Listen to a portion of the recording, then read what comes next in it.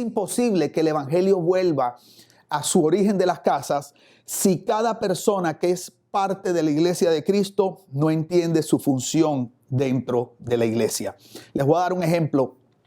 Yo recuerdo cuando yo era pequeño, yo jugaba fútbol, me refiero a fútbol, soccer, y menos mal que era bueno. Les voy a explicar por qué.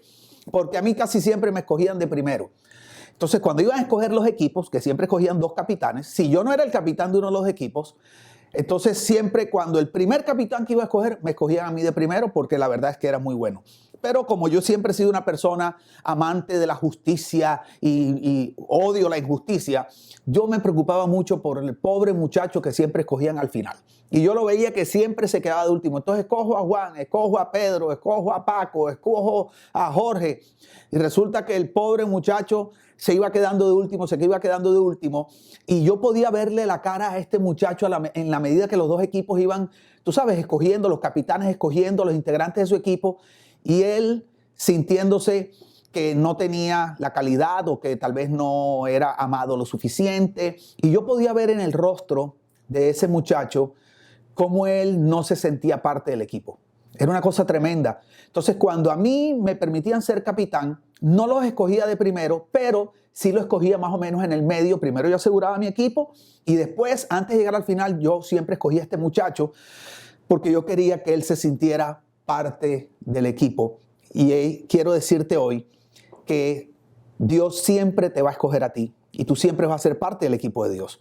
Lo que pasa es que la iglesia no ha sido buena enseñándole a la gente o haciéndolo sentir parte del equipo de Dios, porque la iglesia ha funcionado bajo un paradigma errado con respecto a la responsabilidad que nosotros y las personas que tal vez no trabajan en una institución eclesiástica, cuál es su responsabilidad dentro de la iglesia. Ha habido un concepto equivocado, como si la iglesia estuviera separada en 2 grupos. Un grupo pequeño, que es el que hace toda la obra de Dios, y luego está el resto de la gente que su labor de alguna manera es como apoyar, aplaudir, servir en una que otro departamento, pero realmente hemos limitado la responsabilidad y la obra de la iglesia a un grupo élite que nosotros decimos que han sido llamados por Dios, ¿verdad? Para dedicar su vida a eso.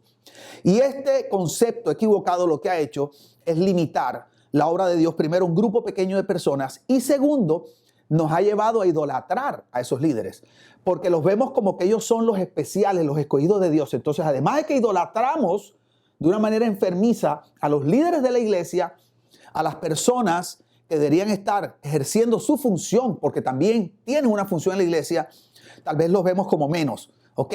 Entonces, hoy vamos a estar hablando un poquito de ese paradigma. Quiero que me acompañes a Efesios 4:11. Este es uno de mis capítulos favoritos de la Biblia. Efesios 4:11 dice: ahora bien, dice Pablo, Cristo dio los siguientes dones a la iglesia: los apóstoles, los profetas, los evangelistas y los pastores y maestros. Ellos tienen la responsabilidad de preparar, oye esto, ellos tienen la responsabilidad de preparar al pueblo de Dios para que lleve a cabo la obra de Dios y edifique la iglesia, es decir, el cuerpo de Cristo. Ese proceso continuará hasta que todos alcancemos tal unidad de nuestra fe y conocimiento del Hijo de Dios que seamos maduros en el Señor. Es decir, hasta que lleguemos a la plena y completa medida de Cristo. Entonces ya no seremos inmaduros como los niños. No seremos arrastrados de un lado a otro ni empujados por cualquier corriente de nuevas enseñanzas. No nos dejaremos llevar por personas que intenten engañarnos con mentiras tan hábiles que parezcan la verdad. En cambio, hablaremos la verdad con amor y así creceremos en todo sentido hasta parecernos más y más a Cristo, quien es la cabeza de su cuerpo, que es la iglesia. Oigan esto, Él hace, hablando de Jesús, que todo el cuerpo encaje perfectamente. Y cada parte, eso te incluye a ti, al cumplir con su función específica, ayuda a que las demás se desarrollen y entonces todo el cuerpo crece y está sano y lleno de amor. Efesios 4 es un capítulo espectacular de la Biblia, ¿verdad? Y habla de la iglesia. Efesios 4 es como un diagnóstico de una iglesia saludable, un diagnóstico de una iglesia madura. Entonces, cuando Pablo empieza a hablar de Efesios 4, Pablo al principio del capítulo, que no lo leímos, empieza a hablar de una iglesia donde hay unidad, una iglesia donde todos tienen un pensamiento similar, todos están como remando hacia el mismo lado. Y luego Pablo empieza a mencionar que la razón por la cual esa iglesia está sólida, está unida, es porque los diferentes miembros de la iglesia están en el lugar que les corresponde y están ejerciendo la función que les corresponde. Entonces Pablo básicamente divide la iglesia en dos niveles. Y luego los niveles son los siguientes. Él dice que están los apóstoles, profetas, evangelistas, pastores y maestros. Lo que hoy en día conocemos como los ministros o el ministerio quíntuple del cuerpo de Cristo. Y luego que habla de eso en el libro dice en el versículo 11, luego dice que los apóstoles, profetas, evangelistas, pastores y maestros dicen, tienen la responsabilidad, oigan esto, de preparar al pueblo de Dios, o sea, a la iglesia. En otra versión dice a los santos. Ustedes saben que Pablo en la Biblia le llamaba santos a todos los miembros de la iglesia. ¿Ok? Hoy en día, por la religión tradicional, creemos que santos son personas que fueron muy buenas, hicieron cosas especiales. Entonces, San José, San Francisco, Santa Teresita. Pero bíblicamente, Pablo llama santo a toda persona que ha recibido a Jesús en su corazón y es parte del cuerpo de Cristo. La Biblia le llama los santos. En este caso, por eso le llaman el pueblo de Dios. Dice que los apóstoles, profetas, evangelistas, pastores y maestros, su labor, oye esto, es preparar al pueblo de Dios, a los santos, o sea, a toda la gente de la iglesia, para que lleve a cabo la obra de Dios y edifique la iglesia. No sé si te has dado cuenta que en la Biblia la responsabilidad de llevar a cabo la obra de Dios y edificar a la iglesia es del pueblo. No es de los apóstoles, profetas, evangelistas, pastores y maestros. La labor de estos primeros 5 es preparar, equipar, en otro lugar dice perfeccionar, o sea, darle las herramientas, ayudarles a tener carácter, ayudarlos a madurar, para que luego los miembros de la iglesia tomen la responsabilidad de hacer la obra de la iglesia. La pregunta es, ¿cómo se hace hoy? Bueno, hoy no se hace así. Hoy la obra de la iglesia la hacen los apóstoles, profetas, evangelistas, pastores y maestros. Hay unos cuantos que ayudan a los apóstoles, profetas, evangelistas, pastores y maestros. Pero cuando digo ayudan a la obra de la iglesia, asumimos, porque tal vez no habíamos escuchado la enseñanza de hace 2 domingos, que se refiere a lo que sucede, por ejemplo, el domingo en un servicio, una reunión o como nosotros le llamamos la experiencia. ¿Ok? Entonces creemos que la obra de la iglesia es la gente, por ejemplo, de conexión que recibe a las personas aquí, son los maestros de niños. O sea, quiero que entiendas que esa no es la obra de la iglesia. Esa es una partecita de la obra de la iglesia. Hace 2 domingos aprendimos que la obra de la iglesia, o la iglesia tenía 2 alas. Estaba el ala de lo que sucedía en las casas, donde la gente comía juntos, oraban los unos por los otros, escuchaban la enseñanza de la palabra, todo ese tipo de cosas. Y luego estaba lo que sucedía en el edificio que veníamos a celebrar. Como no tenemos ese entendimiento, asumimos que toda la obra de la iglesia es en el edificio. Pero cuando nosotros comprendemos que la obra de la iglesia no es solamente en el edificio o el templo, como le llaman, sino que es en las casas donde la gente vive, entonces tenemos que entender que cuando Pablo dice que los apóstoles, profetas, evangelistas, pastores y maestros deben preparar al pueblo de Dios, a la iglesia, para la obra de la iglesia, es para que donde toda la iglesia vaya pueda hacer la obra de Dios. Entonces, lógicamente no puede estar limitado a apóstoles, profetas, evangelistas, pastores y maestros porque ellos no tienen capacidad ni de visitar a todas las familias, ni de ir a orar por todos los enfermos, ni de ir a tomarse un café con todo el mundo. No pueden. Y por eso nos ha tocado cada vez limitarnos más en el edificio. Porque mientras siga habiendo esta separación entre los que hacen toda la obra y aquellos que solamente vienen a aplaudir o a apoyar o a recibir, la iglesia seguirá contenida entre 4 paredes en los templos hechos por mano de hombre. Necesitamos devolver a la iglesia a su lugar de origen, a las casas, pero eso no puede suceder hasta que todos los miembros de la iglesia entiendan que tienen una función. Es la única manera que la iglesia va a seguir progresando y creciendo de manera saludable. Por eso dice en el mismo Efesios, dice, en cambio, dice, el versículo 16 dice, Él hace que todo el cuerpo encaje perfectamente, escucha esto, y cada parte, o sea, cada miembro, te está hablando a ti, está hablando de tu hijo, aunque no lo creas, está hablando de tu suegra, ¿ok? Dice, y cada parte, al cumplir con su función específica, Cuando cada uno de los que está mirando aquí cumple su función, entiende cuál es y la cumple, su rol dentro de la obra de la iglesia, dice, ayuda a que las demás se desarrollen y entonces todo el cuerpo crece y está sano y lleno de amor. Es imposible, no se puede hacer. Tener una iglesia donde todo el mundo está maduro o todo el mundo está madurando si toda la gente no se involucra en la obra. Un grupo pequeño de discipuladores no puede madurar a toda la iglesia. Imposible. La única manera de que toda la iglesia no solamente madure, sino que todo el cuerpo crezca y que no crezca de una manera desproporcionada, donde tal vez las relaciones se van perdiendo, donde ya tú no conoces a nadie, sino que crezca, como dice aquí, sano y lleno de amor, es cuando cada miembro cumple su función.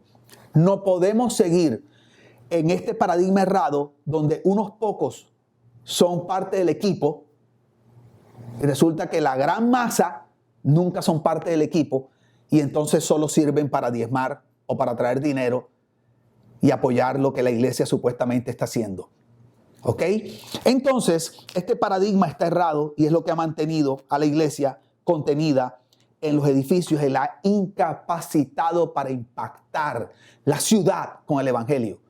Porque es imposible, en el caso de Iglesia Miami, que digamos que los que trabajamos de tiempo completo, está Prophecy, Greg, el pastor de los jóvenes, está Isabela, que me ayuda en creatividad, ¿verdad? En creative. Está Jonathan, que me ayuda con toda la parte de sistemas, conexión y todo el Members Journey, ¿verdad? Y bueno, estoy yo y digamos que hay otras personas. Está el pastor Rey, que aunque no trabaja aquí, digamos que es un pastor. Y digamos que somos 5, 6 o 7. Es imposible que nosotros solos podamos ir a transformar Miami o podamos transformar tu vecindario. Nosotros no podemos hacer eso. Primero, no tenemos la capacidad. Segundo, no somos omnipresentes. Tercero, nos tocaría abandonar a nuestra familia para poder dedicarnos a hacer eso y nuestros matrimonios y nuestras familias estarían hechas un desastre. Y es que Dios no lo diseñó así.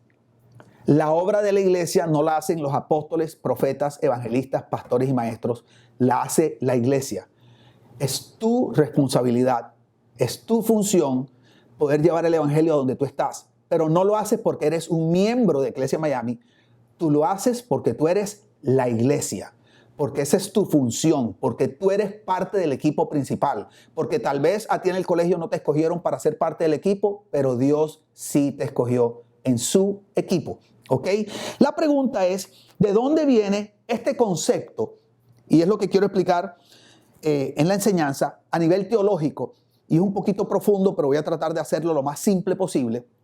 ¿De dónde viene el concepto de que hay como un cuerpo élite de sacerdotes? Porque esa es la palabra, ¿ok? Ministros, sacerdotes, como los llamados, un cuerpo élite, y todos los demás que supuestamente pues no tenemos ninguna responsabilidad, sino de vez en cuando apoyar. ¿De dónde viene eso? Te voy a explicar. Eso viene desde el libro de Éxodo, cuando Israel salió de Egipto, ¿ok? Cuando Moisés Dios usó a Moisés para liberar a Israel de Egipto, ¿verdad? Hay un momento que el pueblo de Israel va por el desierto y Dios los detiene y Dios les da la siguiente palabra. Está en Éxodo 19:5. Escucha esto. Ahora bien, dice Dios, si me obedecen, hablando de todo Israel, y cumplen mi pacto, ustedes serán mi tesoro especial entre todas las naciones de la tierra, hablando de Israel, porque toda la tierra me pertenece. Escucha esto. Versículo 6. Ustedes serán mi reino de sacerdotes, mi nación santa. Eso es lo que Dios le dice a Moisés. Quiero que le diga al pueblo que si ellos me obedecen, cumplen lo que yo les mando a hacer, mi pacto, ellos van a ser para mí un reino de sacerdotes. Esto es un concepto muy importante, profundo, pero de manera simple es algo como esto. Primera cosa que quiero llamarte la atención de este pasaje, la palabra sacerdote. ¿Qué significa sacerdote? En la Biblia, sacerdote significa un mediador. ¿Entre quién? Un mediador entre dos partes. Lo que pasa es que en el caso de Dios, o aquellos que son sacerdotes para Dios, está hablando de un sacerdote entre Dios y los que no conocen a Dios. O sea, aquellos que no pueden ir donde Dios. Entonces, cuando Dios en esta circunstancia, ¿verdad? Después del pecado de Adán y que la humanidad había pecado y había quedado separada de Dios, Dios le está diciendo a Israel, ok, ustedes, la nación de Israel, van a ser mis sacerdotes, todos ustedes. Porque Dios no dijo una familia de sacerdotes, Dios no dijo un grupo de sacerdotes, Dios dijo un reino de sacerdotes. ¿Qué está diciendo? Si tú eres parte de Israel, tú eres un sacerdote. No necesitas ser alguien especial en Israel, solo necesitas ser parte de la nación de Israel. Eso inmediatamente te hace un sacerdote, ¿ok? Y eso te da la responsabilidad y la autoridad para representarme a mí delante de las naciones que no me conocen, y también permite que tú puedas representarlos a ellos delante de mí, porque ellos no pueden venir delante de mí, pero tú sí, porque tú eres parte de mi reino de sacerdotes. Entonces Israel, que estaba compuesto de 12 tribus, las 12 tribus fueron declaradas tribus sacerdotales. ¿Por qué? Porque todo Israel era un reino de sacerdotes con capacidad de poder representar a las naciones de la tierra delante de Dios. Y luego Dios le dice nación santa. Esto es muy importante. Nación santa, ¿qué significa? Nuevamente es una palabra que involucra a toda la nación y dice santo. Está diciendo, ustedes no son cualquier sacerdote. Ustedes son un sacerdote, sacerdocio santo. Eso significa que ustedes no pueden usar la autoridad que yo les estoy dando para mediar entre las naciones y yo para ningún propósito que no sea mío, ni para adorar otro Dios que no sea yo. ¿Ok? Necesito que entiendan. Entonces, ¿cuál era el pacto de Dios? Todo Israel son sacerdotes. Todo Israel tiene una responsabilidad de vivir para mis propósitos y de representarme delante de las naciones que no pueden venir delante de mí. Señor, ¿qué necesito para ser sacerdote? Solamente necesitas ser parte de Israel. Se acabó. No había que ser alguien importante en Israel, no había que tener una posición en Israel, solamente tenías que ser parte de Israel, y eso te hacía un sacerdote, te permitía venir delante de Dios, representarlo ante otras naciones y vivir para sus propósitos. ¿Qué sucede? Que en Éxodo 32:7 llega un momento que Dios llama a Moisés para subir al monte a darle las tablas de la ley, y el pueblo de Israel se queda abajo solo con Aarón, el hermano de Moisés. Moisés supuestamente debería haber llegado antes, y Moisés empieza a tardar e Israel se empieza a desesperar. Entonces, en la desesperación empezaron a entrar en temor. ¿Por qué? Quiero que escuches esto. Porque Israel venía de generaciones de estar en Egipto con el faraón y estaban acostumbrados a un Dios que se veía, porque el faraón era tipología de un Dios. Y el faraón era el que le suplía todo a Israel. Les daba la comida, les daba trabajo, les daba la vivienda, todo. Entonces Israel se acostumbró a tener un Dios líder, un líder Dios que les daba todo. Cuando ellos salen de Egipto, veían a Moisés, y Moisés toma el lugar de faraón. Pero en el momento que Moisés se va, Israel se queda solo. Y cuando no ve nadie que los pueda dirigir, van donde Aarón. Parece que Aarón no tenía la misma capacidad de Moisés. Entonces Israel entró en temor porque no tenían ese líder visible que los dirigiera. Y le piden a Aarón que les construya un becerro de oro. ¿Por qué? Porque para el ser humano siempre será más fácil adorar el líder que se ve que el Dios que no se ve. ¿Ok? Siempre será más fácil adorar el líder o el ídolo que se ve que el Dios que no se ve. Aarón viene, les hace el becerro. Israel empieza a adorar el becerro. Dios desde los cielos lo ve y le dice en Éxodo 32:7, el Señor le dijo a Moisés, baja ya de la montaña. Tu pueblo, el que sacaste de la tierra de Egipto, se ha corrompido, que pronto se apartaron de la forma en que les ordené que vivieran, fundieron oro y se hicieron un becerro y se inclinaron ante él y ofrecieron sacrificios. Entonces, ¿qué pasa? Que Moisés baja de la montaña, se va a donde están las 12 tribus de Israel. La Biblia dice, no tengo tiempo de leerlo todo, que él levanta la espada y se va como a una esquina del campamento y les dice a las 12 tribus, todos aquellos que hayan pecado contra Dios, necesito que vengan a mí. Está diciendo, todos los que se arrepienten de haber corrompido su sacerdocio, porque les recuerdo, les dice Moisés, que ese sacerdocio era exclusivo para Dios. Y ustedes usaron su sacerdocio, su mediación, para adorar un becerro de oro que no es el Dios verdadero. Así que todos los que reconozcan su pecado vengan. Y de las 12 tribus, escuche esto, solo vino una, la tribu de Leví. Fue la única tribu que se acercó. Entonces, cuando Leví, la tribu de Leví se acerca, Dios cambia el pacto que había hecho con Israel, donde originalmente las 12 tribus eran tribus sacerdotales. Solo había que ser parte de Israel para poder tener acceso a Dios y representarlo y mediar con otras naciones. Y a partir de ese momento Dios dice, desde hoy solo Leví serán sacerdotes. Y las otras 11 tribus pasan básicamente a la misma categoría de todas las naciones que no eran escogidas por Dios. Y desde ese momento es que Leví toma una posición especial. Por eso a los sacerdotes le llamaban los sacerdotes levitas. Pero ese no era el plan original de Dios. El plan original de Dios era que todo Israel iba a ser sacerdote. Pero Dios dijo, yo no puedo colocar de sacerdote a alguien que corrompe su sacerdocio y que además de eso no es capaz de venir luego a decir, perdóname Señor, pero tienes la razón, metí la pata. Entonces queda Leví como sacerdote y quiero que escuches esto. Y en ese momento, las otras 11 tribus tienen que empezar a recurrir a los levitas para ellos también ir delante de Dios. Desde ese momento, por primera vez en el pueblo de Dios se crea una separación entre un grupo sacerdotal y 11 tribus que no eran sacerdotales. Fíjense, el grupo, la tribu, una sola tribu era sacerdote, era el más pequeño. Las otras 11, que era casi todo el pueblo hebreo, no eran sacerdotes. Y esta tribu de Leví, sacerdotal, empieza a servir a las otras 11.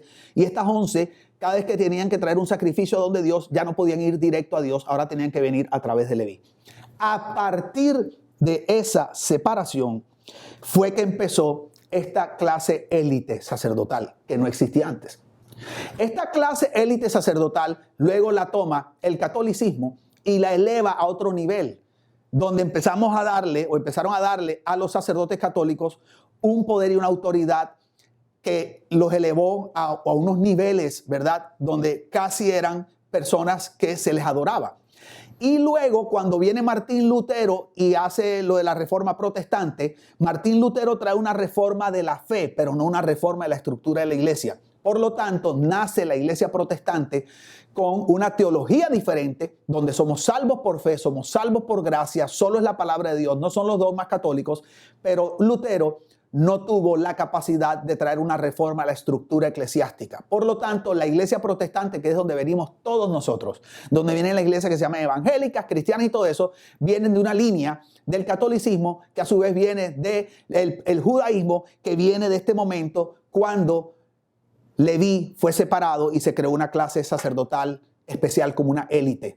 ¿Qué ha sucedido? Que hasta el día de hoy, cada vez esa clase sacerdotal se ha vuelto más importante.